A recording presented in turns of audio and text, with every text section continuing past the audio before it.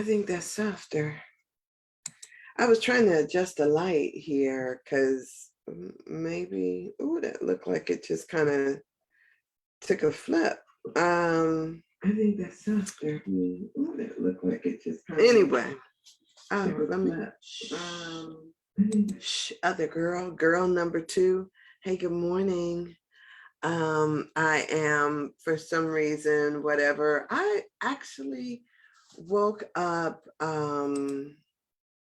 really early this morning before my alarm even went off because my dogs were they were restless this morning, and I guess they were just trying to wait until the 5:30 mark in order to start shaking my bed.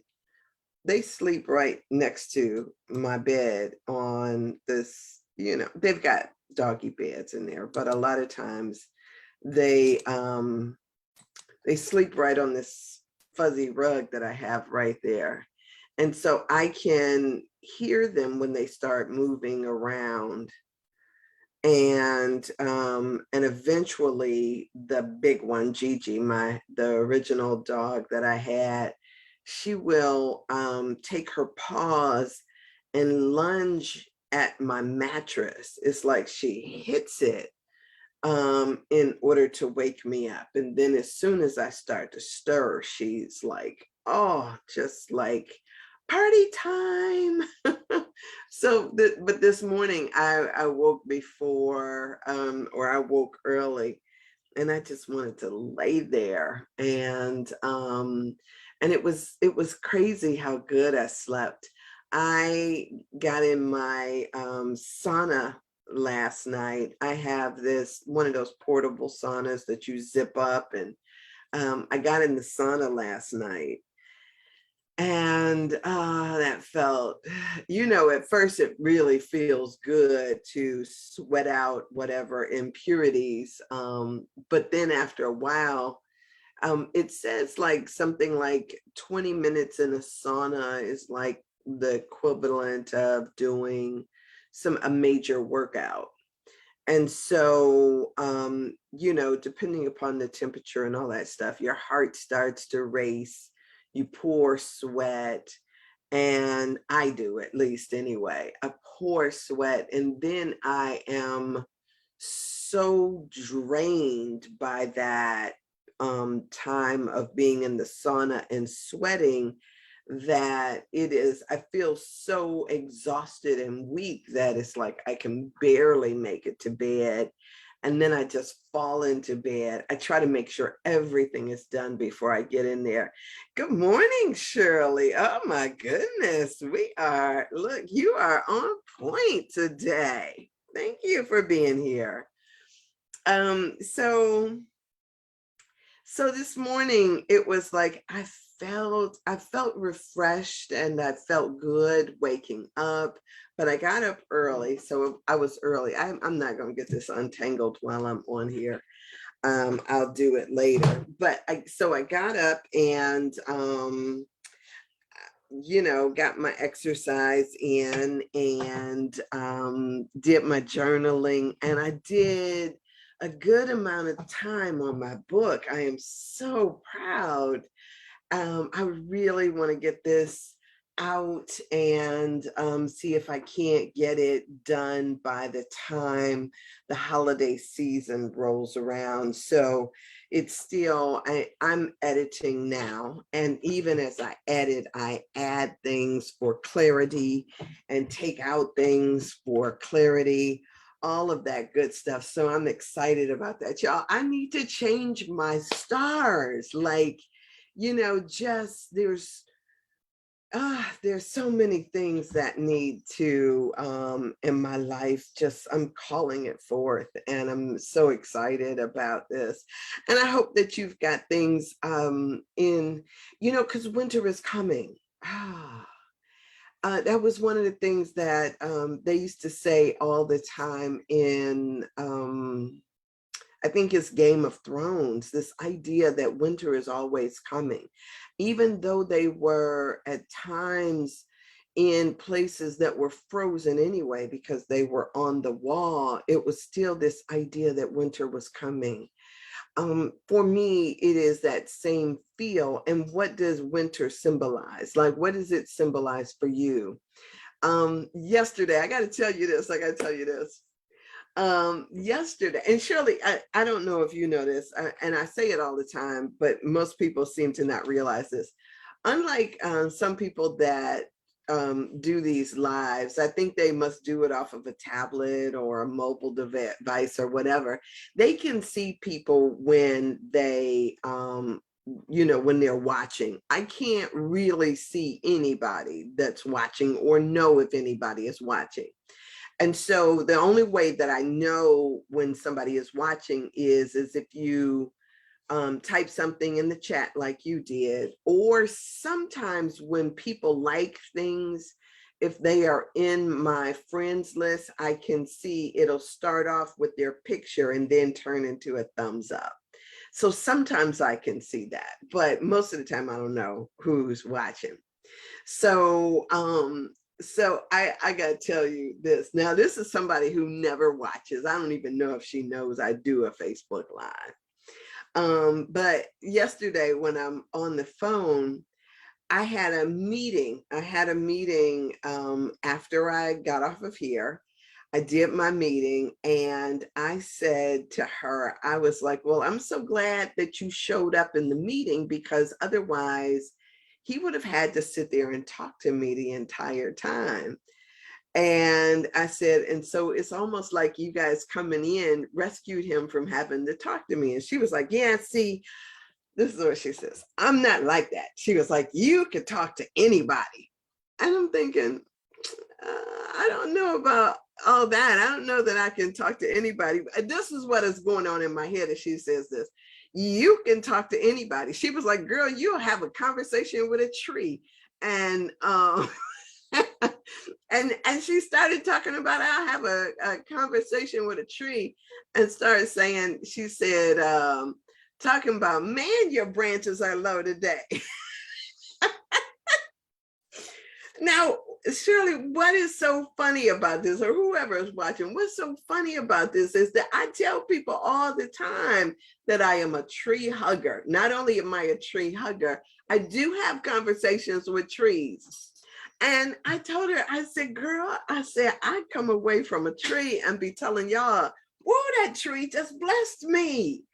It blessed me. It spoke to me. And so even just like the example that I was given yesterday about what fall is, and how, all this rain and the wind is so that these trees lose their leaves. I mean, sure enough, they're going to turn yellow and all these beautiful colors before they let go. But the process of it is that the sap is sucked away from, from the outside, because it takes efforting for them to, for them to be green and to grow fruit and all of this other stuff. So the sap is sucked back into the center so that it can then go down into the roots.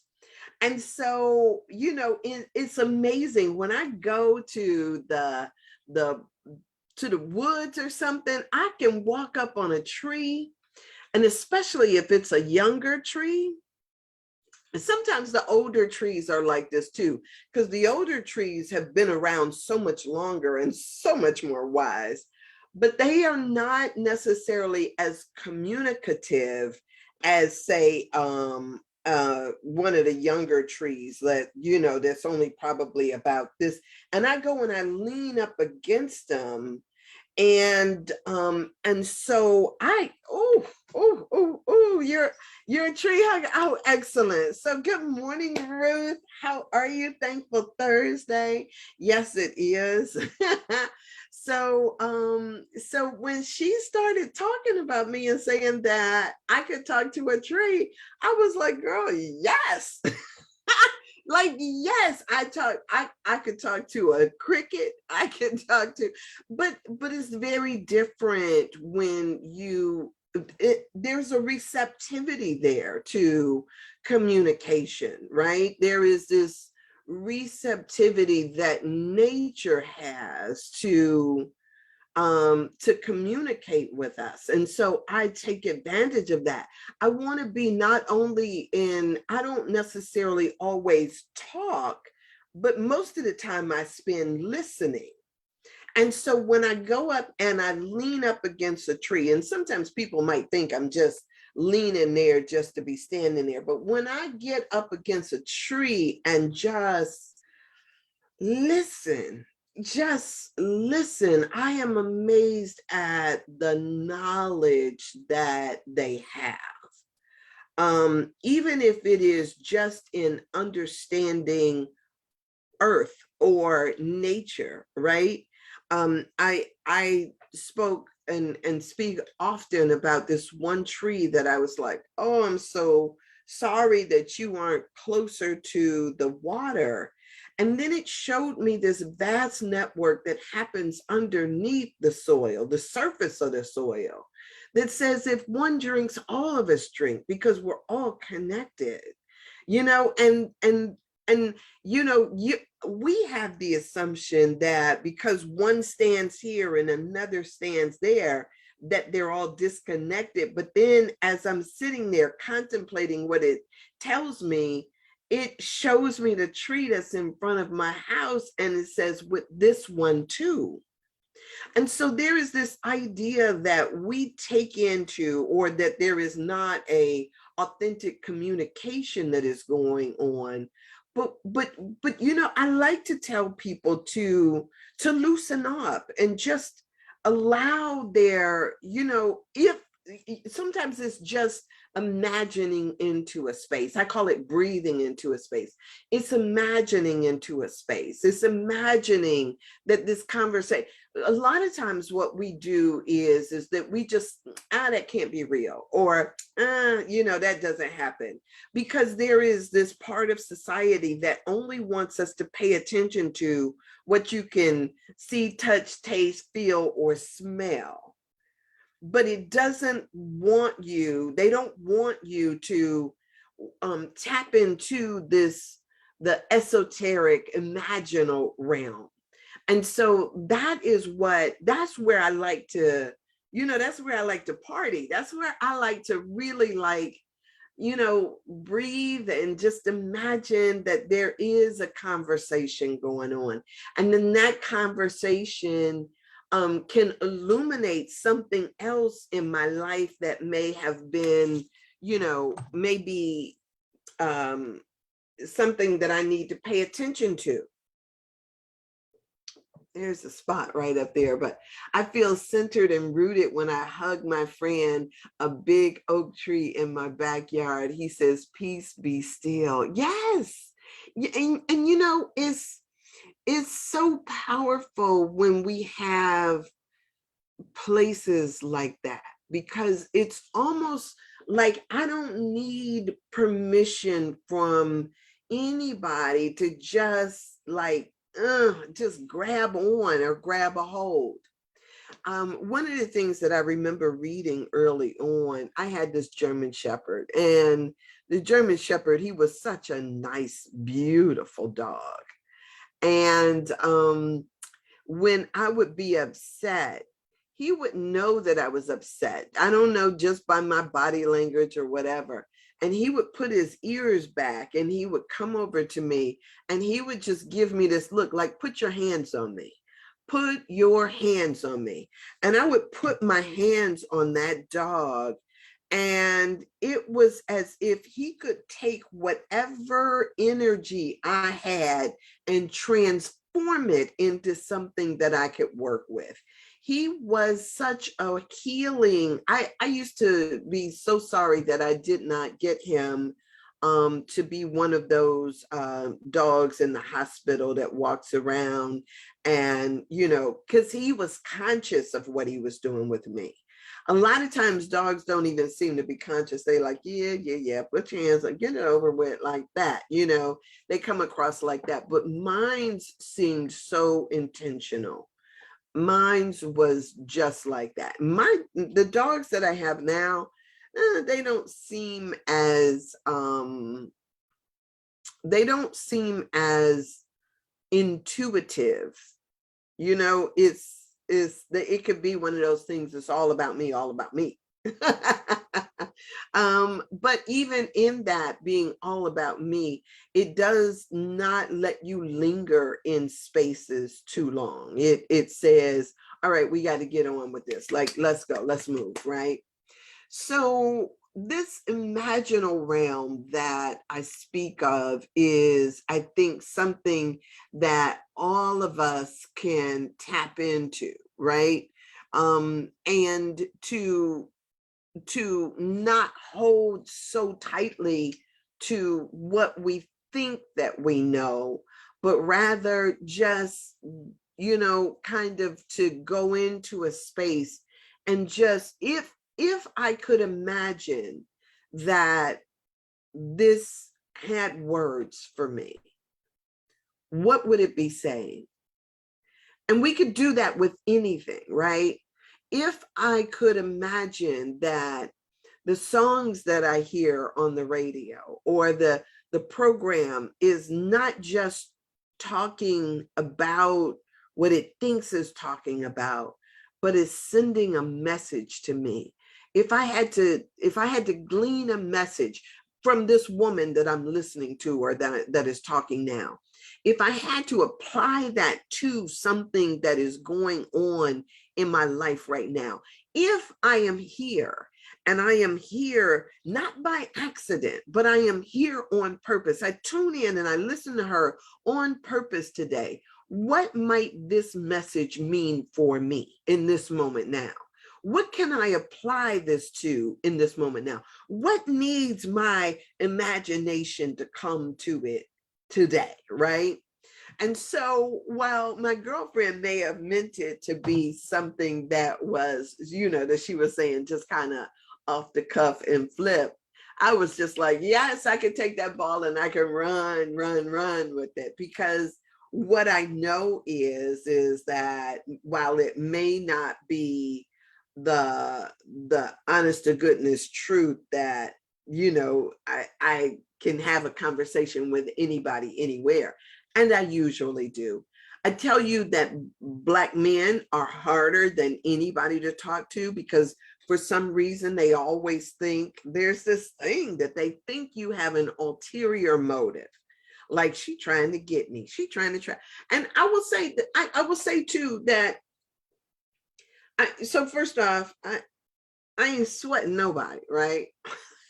I ain't sweating nobody. But I will say that this is a setup from way back. Good morning, Denise. How are you today? This is a thing, a setup from way back, right?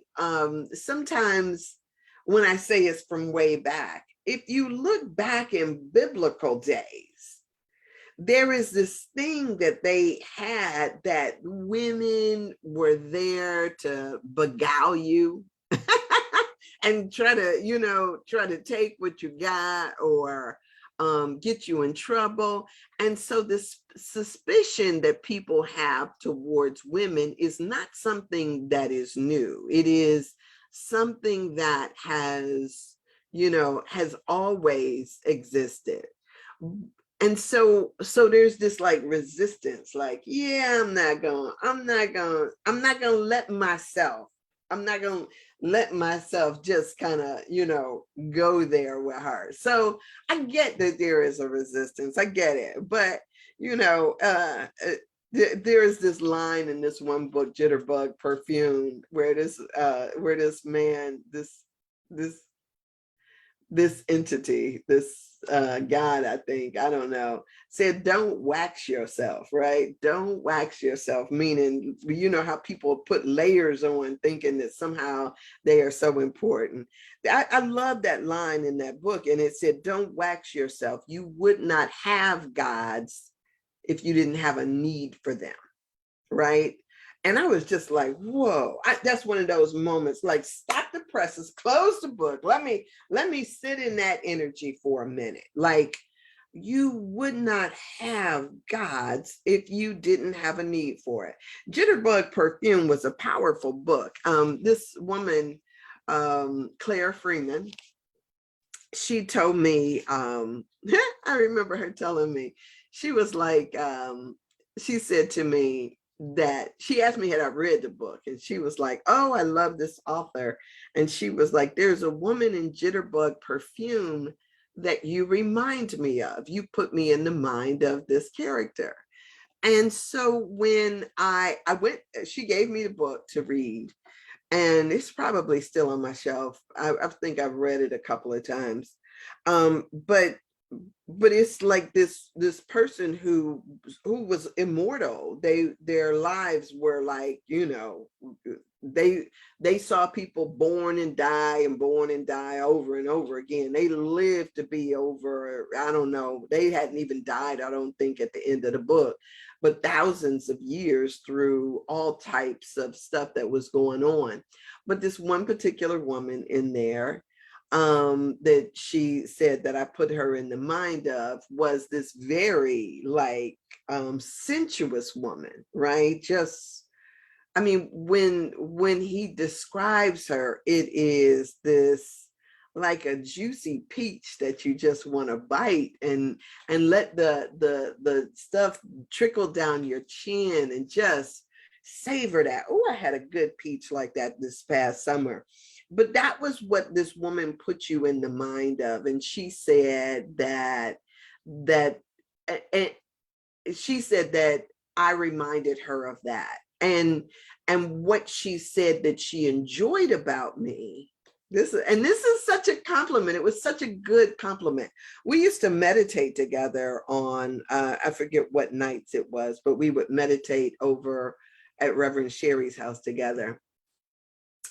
But when she was talking about this, she said, and she says, and the reason why I love being around you is because when I'm around you, you stir up the sexiness in me. She says, otherwise, she says, it's kind of like we get stuck as women operating and moving through a man's world.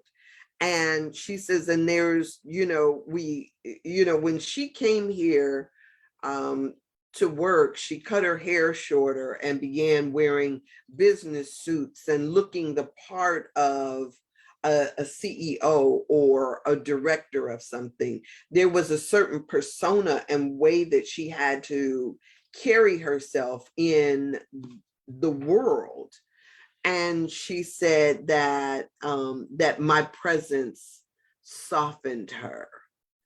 And I thought, damn, what a great compliment to give somebody. It was just like, yeah, like that was so, I don't know about y'all, but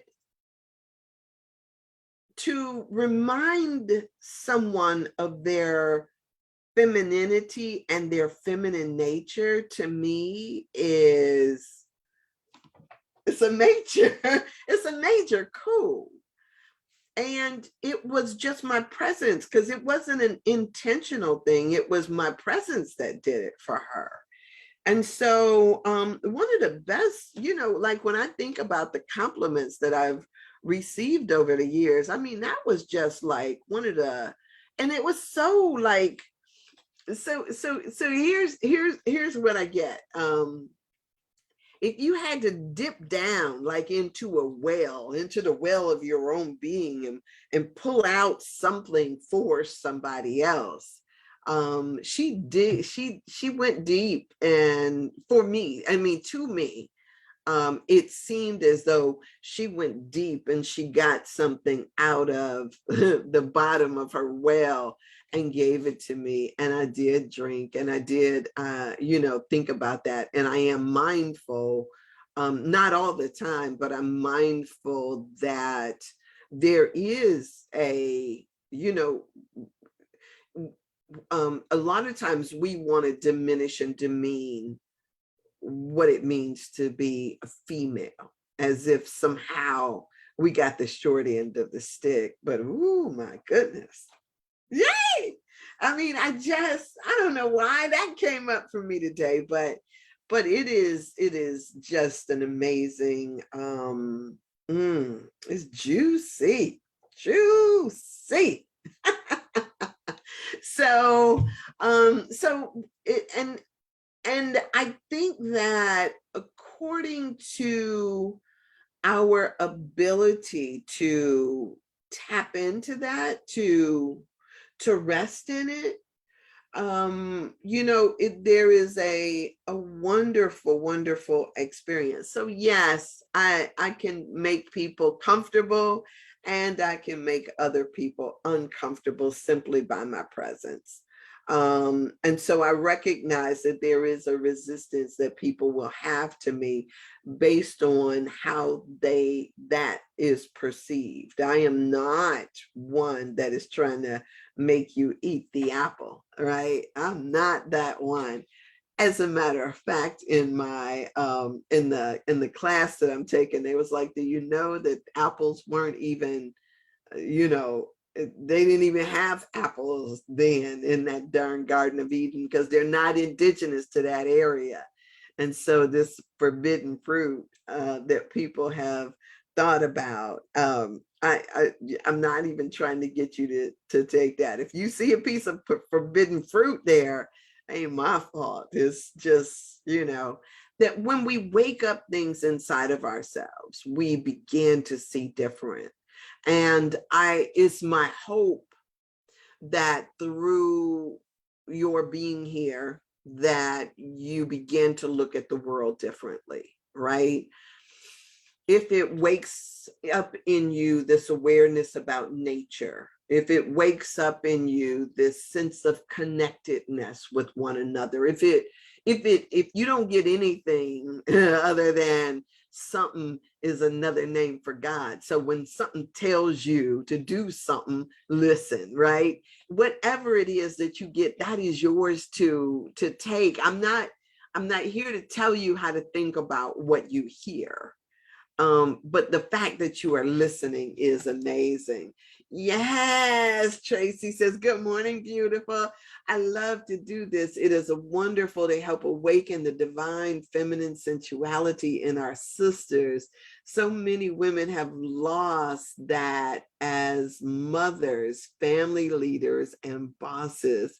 Yes, that, and one of the things that I know is that femininity has been under attack. It's been assaulted. It's been devalued and demeaned and thrown by the wayside. And so sometimes we've got to ask ourselves, um, you know, what is it truly that we want to bring? Who is it that we desire to be? I don't know, there's a guy that I dated that I just absolutely loved and adored. He was when I was dating him, I'll tell y'all this, because this has been less than, most of the relationships I've told y'all about are like old relationships. Sometimes they ain't even mine that I'm talking about. But so this guy, it hasn't been that long ago. And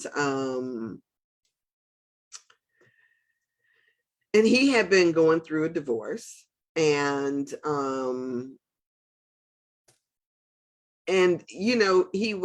he actually, there was a part of him that didn't want another divorce, right? That's sometimes the conflict that we come into, that it's not working and you don't know how to get it to work, and that this is not the desire. Who wants to have what they call a failed marriage?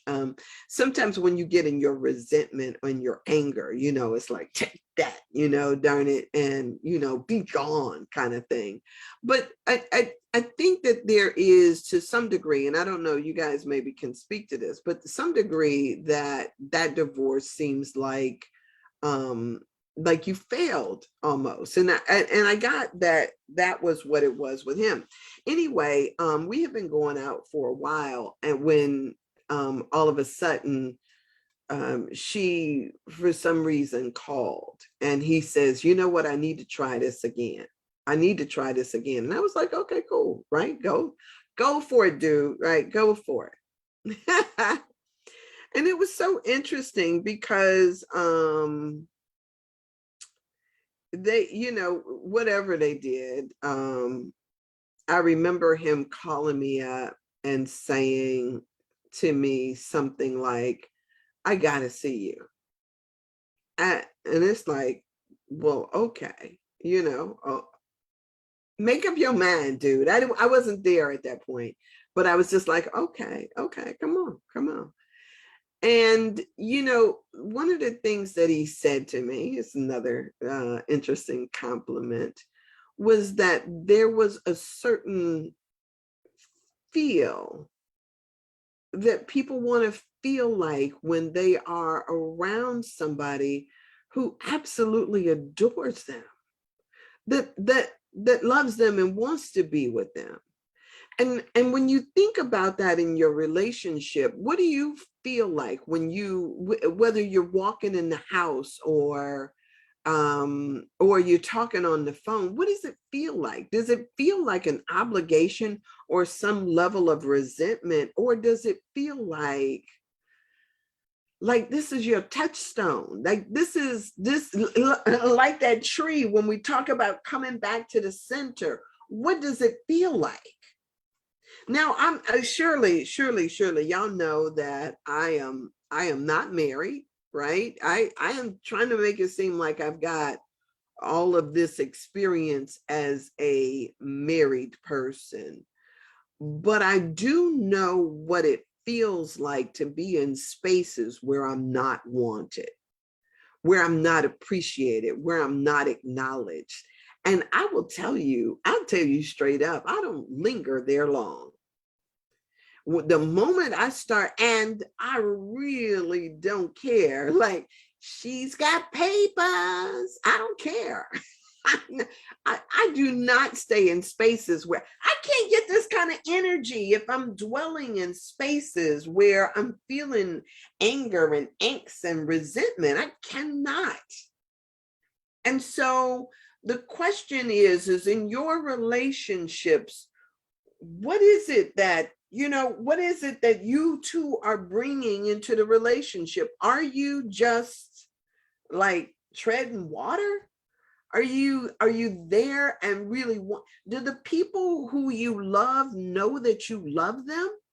I mean, and then if they don't, why not?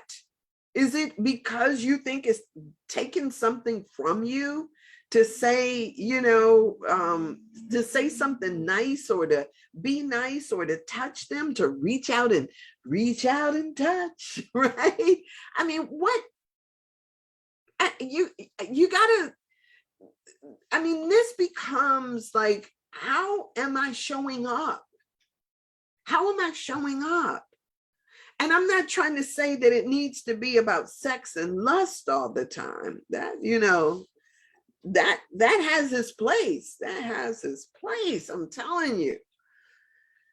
But it does need to be one of those things like, man, I don't know about y'all, but I give thanks for my bed. When my bed holds me at night, and how it feels like I'm inside of this, comfy cozy. I want to be thankful for that. I want to be thankful. When I sit on the toilet, I am thankful. I have been in outhouses before, right?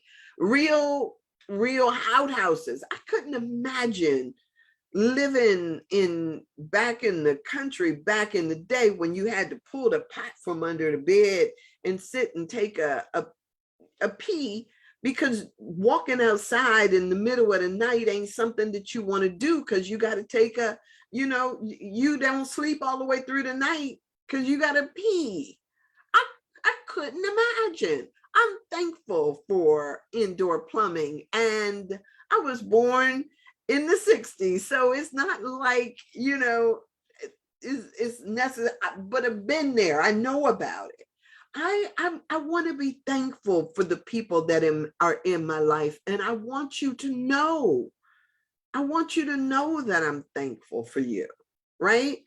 And so, sure, there are times when I get mad and everything else, but I want to come back to the center. I want to come back to that space that recognizes the blessings that are in my life.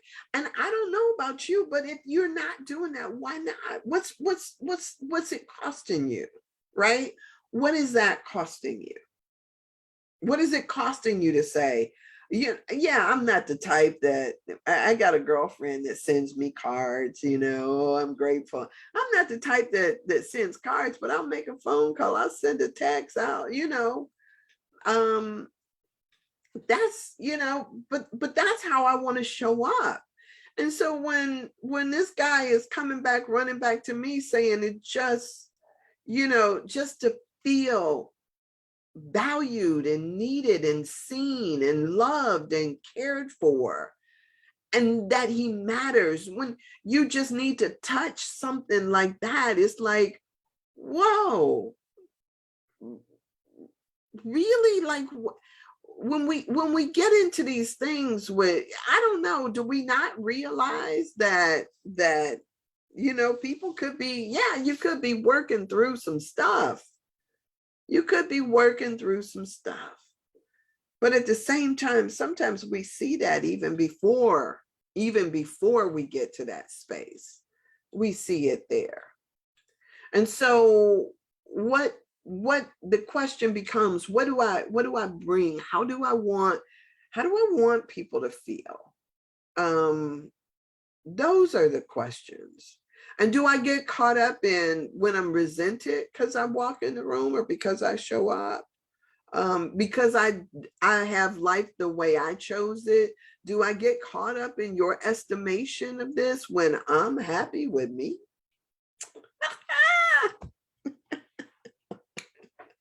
So that idea that she said to me that I could talk to a tree, I was like, oh, okay, I'm not even gonna be, I ain't shamed, I ain't scared, I'm not thinking about, what you think about me is none of my doggone business. What I think about me is all of my business. And as I see me, I'm going to see you, right? And even if you don't know that you can go and hug a tree, even if you think that's the most ridiculous thing I've ever heard, right? Even if you think that, it's all good. It's all good.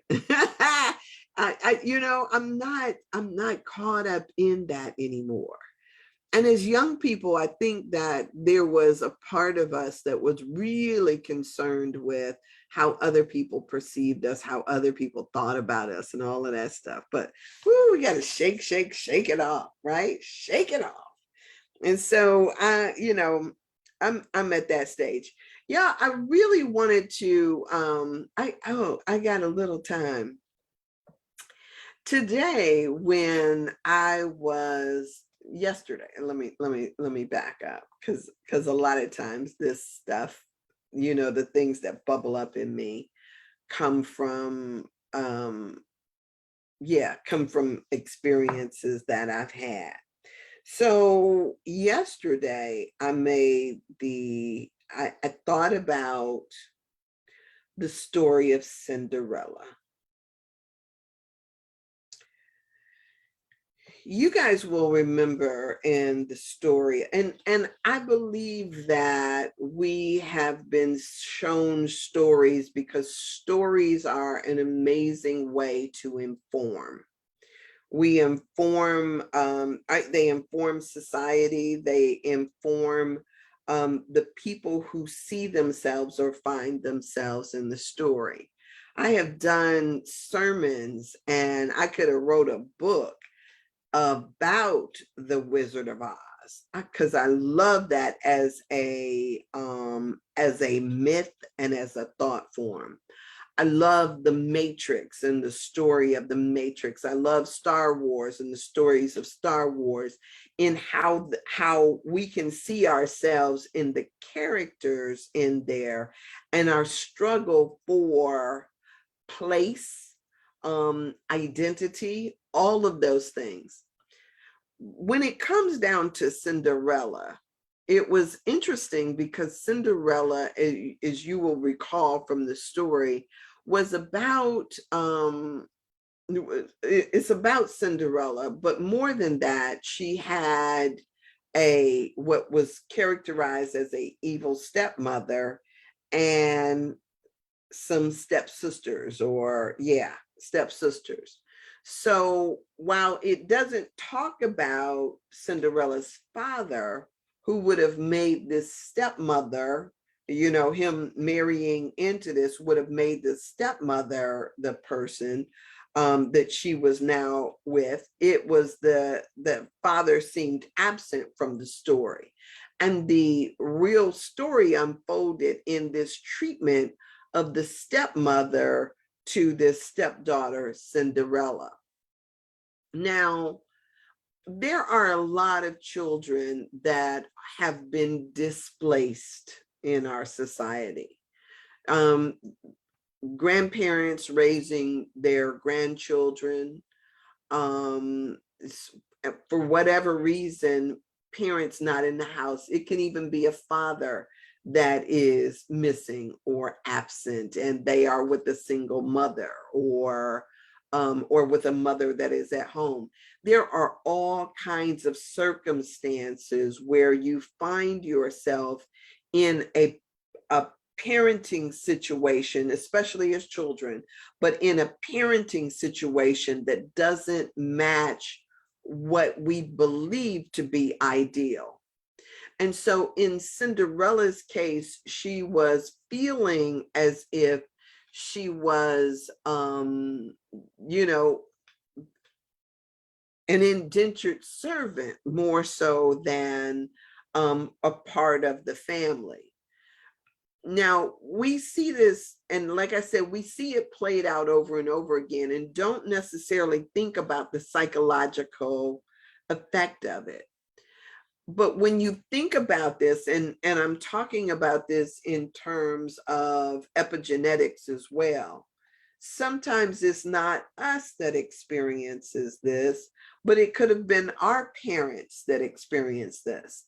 My mother, I talk about often, she felt abandoned by her mother. Her father they weren't married, so she was a out of wedlock child.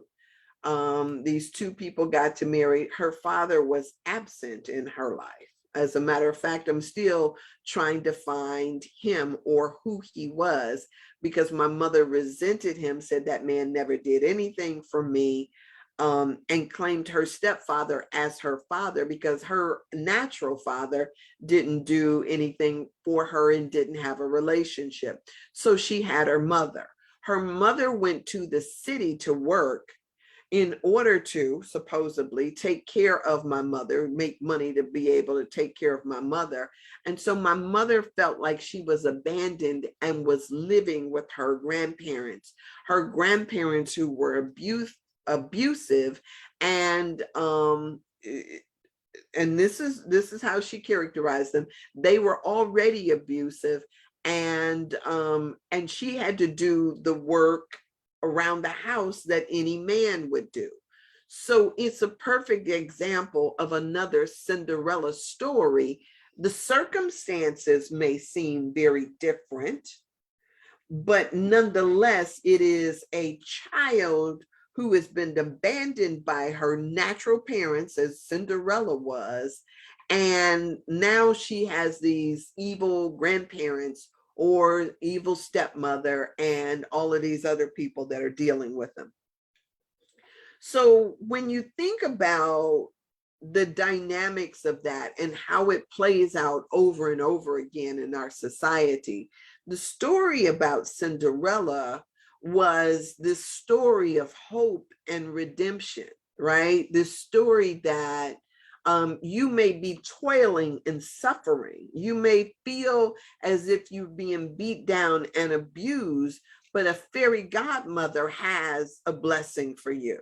As a matter of fact, if you can hold on, then all the riches and the kingdom and this, the chariot will come and rescue you and take you away from this, and you will then go on to lead a life that is just admired by all. And it all comes from this humble beginning that seems like nobody wants you. So there is this tendency for stories to make us, to give us hope for the future about what is possible for our lives. And a lot of times what we have a tendency to do is to wait for the fairy godmother or even God, it right. So back in that day when the story was written, they still believed in magic, that a woman could come floating out of the sky and turn a pumpkin into a carriage, and mice into horse, and to give you a horseman and all of that stuff. There was a certain degree of magic that was involved there, an ability to transform or to change a person's stars in just a twinkling of an eye or a waving of a wand. And so when you think about this, how do the people that are in your life feel, right? Is there this angry, are you the angry step person? Are you the person that actually like looks past somebody and does not see them and their desire to please you or to be in proximity to you? Do you just, or are we stuck in our own anger? Do we not see? Do we, there's all kind of questions that come in when we think about this. And how is the absentee person, the person that is not there, how are they portrayed? Are they going to be the rescuer? Are they going to redeem this relationship? And so when you think about the whole setup of how that unfolds, if we took that not as a story that's out there, but we bring it into our present experience, right? We stop looking at the evil stepmother and start thinking about, could I be perceived as that myself? Am I in any way in a situation that mirrors that? Or could I be perceived as the fairy godmother that comes along to rescue and to take all the person's troubles away? When you start thinking about it in different terms, what is it that's possible that you could see? Good morning, great day to you, Winnie. What is it that you can see? What is it that the possible? And when I talk about this idea of how we make people feel, right? The people in your life, how do they feel around you? And if you're not aware of it, then, today is a good day to begin. Today is a good day to start paying attention. What's the energy that we bring into the room? And I will tell you, sometimes I feel as if I have been, there are times when I feel like I'm the Grim Reaper. I feel, I mean, I got no other name for it other than that. Like there is a certain, one of the things I think in being a good friend to people is to be able to tell them the truth, and tell them the truth in love, right? Not out of a, like, I'm a beat you over the head with this truth. Not in that regard, but how do I communicate to you something that you need to hear in a way that is loving and supportive, right? And this is not like saying, "Oh, girl, you don't need to have that on." That's not that at all. That's not what I'm talking about. Because one of the things that I know is that if you like it, I love it, right? I'm not gonna sit there and say, "Oh, I wouldn't be a good friend if I let you go out in that." I'm like, "No, girl." As a matter of fact, I used to tell friends, if you've been my friend, you may know that this has been one of my philosophies. I don't try to dissuade you out of stuff that you feel like you gonna do, like you want to do, right? I'd be like, girl, go ahead. I'll be looking around like, okay, if I don't have a box of tissue or a black dress, I'm gonna get it because I want you to go. I want you to live while you can. If you about to get into a relationship that I know is about to mess you up and mess your head up, girl, go for it. I'll be standing right here with this box of tissue when you get done. I believe that we all get to go through these situations so we can grow through them. As a matter of fact, I don't have this thing of because what I know is that we're all resilient, that no matter what, how many times, oh man, my heart has been broken, but damn it, I wouldn't have traded that. Woo! I mean, I mean, might as well tell the truth about it, right? Man, I wouldn't have missed out on that.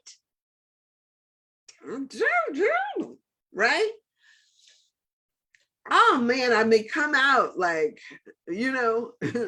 crawling and trying to get, trying to be broke down. But oh my goodness, I'm so glad I got on that train. I just didn't know it was going to run over me too, right? But don't like this idea of playing everything safe. Come on, live.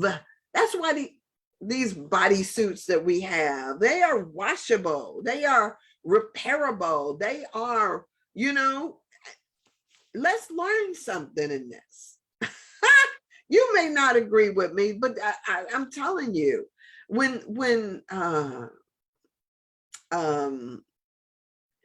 that one song by these jacked up journeys can be powerful. Yes.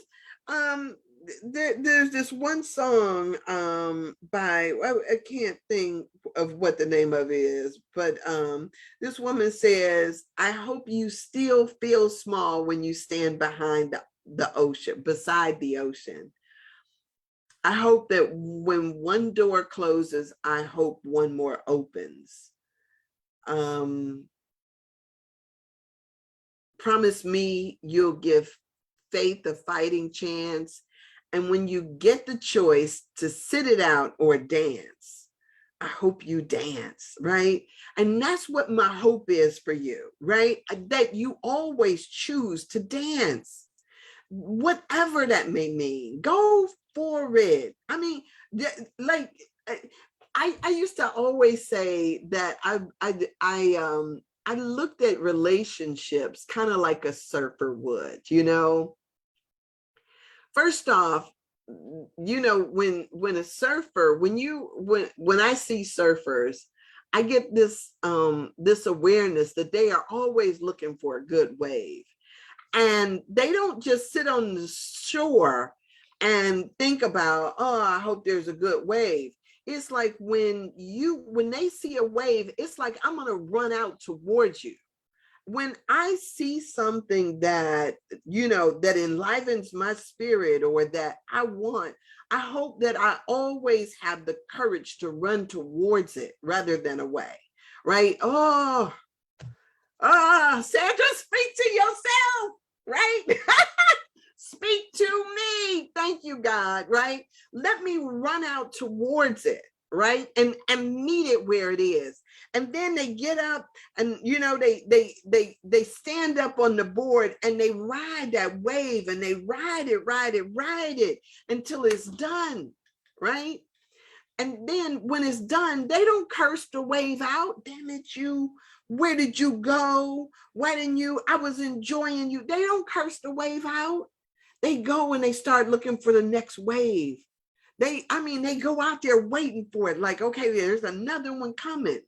And that's the way that, for me, I have desired to be in my life. Like, let me not resent the things that brought me joy and pleasure. Let me bless them and say thank you.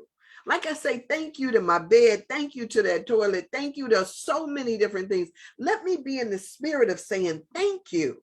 Let me say thank you to the tree. Let me say thank you to y'all. Let me say thank you at every moment in my life for the joy and blessings that I receive. I don't want to be caught up in thinking that it's got to be forever until, until what? Whoa, like, no. I want to be able to catch the next one. And if I'm sitting up crying over the one that's now gone, I can't get to the next one. So, I really do for, how do we just be responsible for the energy that we bring, no matter what that may mean, right? Into relationships, into friendships, into a meeting, or into any circumstances. Be responsible for the energy that we bring. How do we want to make people feel? Do you want to, stir up that feminine energy, or do you want to be the person who causes folks to imagine something beyond what they can see? What is it that you want to be, or how, or do you want to just stay stuck in the same old, or or let fear dictate or be the driver? What do you, if you could embody principles, if you could, like, choose from a list of adjectives about yourself, who is it that you want to be? How do you want to show up? What do you want to do? How do you want to make people feel? And then how do you embody that? Sometimes it's just getting clear on it, right? And so, yeah, I hope you dance, damn it. Get up and dance. Don't not caught up in what other people. This guy came up to me one time, a friend of mine's. I was out at some place, and the music was bumping. Hey, thankful Thursday to you too, James. The music was bumping, and and all of these people just sitting around looking so sophisticated, right? They just sitting there with their glasses and all of that stuff. I went over and I was at a corner, and I was, y'all, I don't know if y'all know about this about me, but I will dance anywhere, right? I'm over there dancing, and I'm, of course, I wasn't breaking it down. Like, I wasn't getting all down on the floor or anything like that. I don't ever get down on the floor. I can't get back up. But I'm over there dancing and everything. And he gonna come over to me and say, people gonna think you crazy over here dancing by yourself. And I was like, or they can come over here and dance with me, damn it. What do I care what they think? Right? And so who do you want to be? How do you want to show up? What do you want to bring into a situation, into a relationship, into friendships, into whatever it is? Who? Oh man. Just out to the edge, out to the edge. All right, y'all, it is time. It is time for me to get off of here. I can't even believe that an hour has gone past already. And yeah, it seems so, like, unreal. But it's good, and it's fun, and it's all of those things, and I'm thankful for it. But don't be no evil stepmother, right? And if you are viewing yourself as Cinderella, don't give up hope. Right. There is so much to that story that I could talk about. I could sit up and dissect, but just being responsible for yourself and your own energy. If nothing else, if you got nothing else out of this, you could be the magic maker. You could be whatever role. Yes, thank you for watching this later. Whatever role you so choose. Just be that, do that. Yeah, this is the juice. All right, so y'all, I am going to get off of here, and I get to come back on at 11 o'clock today with Dr. Brown. I always get excited about my conversations with him, so I'm looking forward to it. But think about it, think about it, think about it.